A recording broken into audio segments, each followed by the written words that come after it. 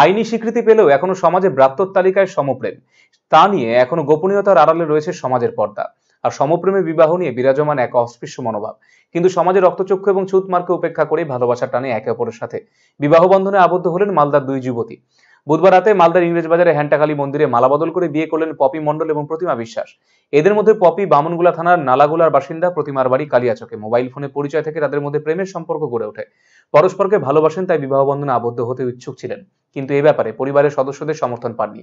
তাই পারস্পরিক সম্মতিতে নিজেদের মনের সম্পর্ককে পরিণয় সূত্রে বাঁধার সিদ্ধান্ত নিয়েছেন তারা। সমাজের নিন্দা কানাঘুষোর ঊর্ধ্বে উঠে ভালোবাসার জয় হয়েছে বলে অভিমত এই যুগলের।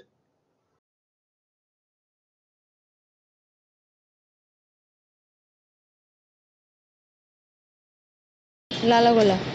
কবে থেকে তোমাদের ভালোবাসা ছিল? গত 2 বছর ধরে। তোমার বাড়ির লোককে জানিয়েছিলে? হ্যাঁ, জানিয়েছি, কিন্তু আমাদেরকে মেনে নিবে না। বলছে মেনে নিবে না? হ্যাঁ, মেনে নিবে না আমাদেরকে, তাই আমরা সিদ্ধান্ত নিলাম পালিয়ে যাবো।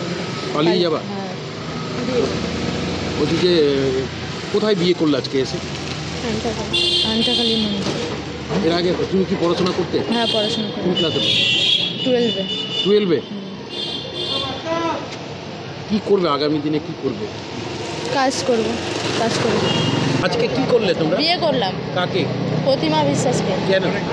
আমরা একে অপরকে দুজনকে ভালোবাসি। কত বছর ধরে? গত 2 বছর থেকে।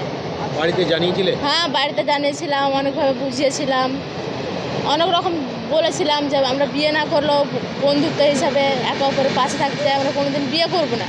হ্যাঁ। কিন্তু বাড়ির লোক এটা কোনোভাবে মানবে না, আমাদের বন্ধুত্বটাকে মেনে নিচ্ছে না, তাই বাধ্য হয়ে আমরা আজকে বিয়ে করলাম। তুমি কি? হ্যাঁ, পড়াশোনা করি। কিসে পড়তে? বিয়ে ফার্স্ট ইয়ার। বিয়ে ফার্স্ট ইয়ারে?